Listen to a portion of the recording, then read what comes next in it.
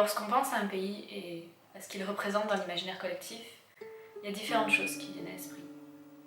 Ça peut être un drapeau, une langue, des paysages, une chanson, ou bien sa cuisine même.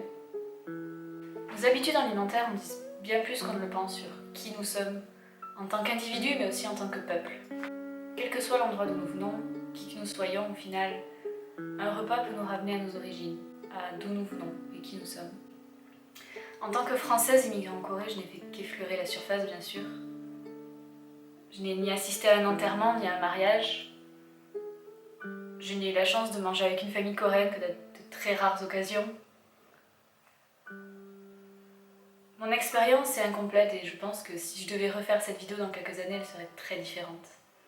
C'est du ressenti, un peu édulcoré et très concentré de ce qui a été au cœur de mon expérience de la culture coréenne jusqu'à ce jour.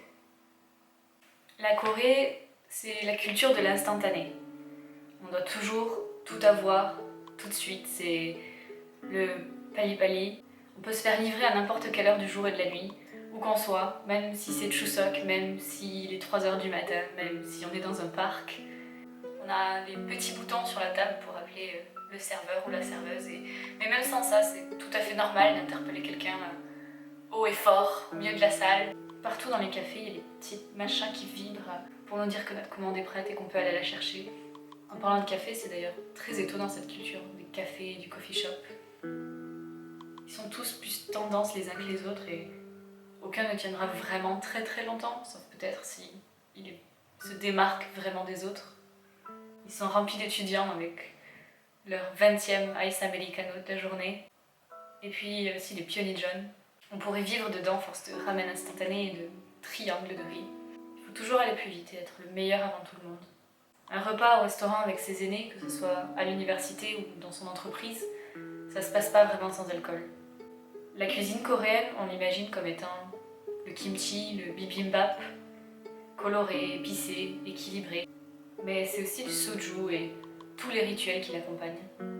Au final, on ne peut pas manquer d'observer toute l'influence confucéenne sur la culture coréenne qui transpire à chaque occasion et à chaque interaction. Et dans les repas, ça se voit d'autant plus.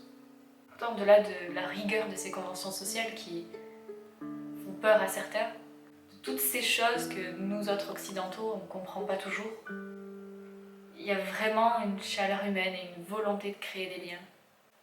On mange tous dans un même plat, passé au centre. On invite les plus jeunes et on s'occupe d'eux.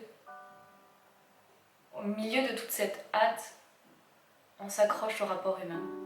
Et tout ça, tous ces différents aspects de la culture coréenne, on les voit dans leurs habitudes autour des repas. Que ça soit les ramen au milieu de la nuit dans le pionnijeon, le repas d'entreprise, les repas qu'ils partagent avec les amis. Toutes ces habitudes, tous ces rituels sont absolument fascinants à observer. Et c'est pour ça que j'ai voulu faire cette vidéo aujourd'hui. Une petite tranche de jambon là.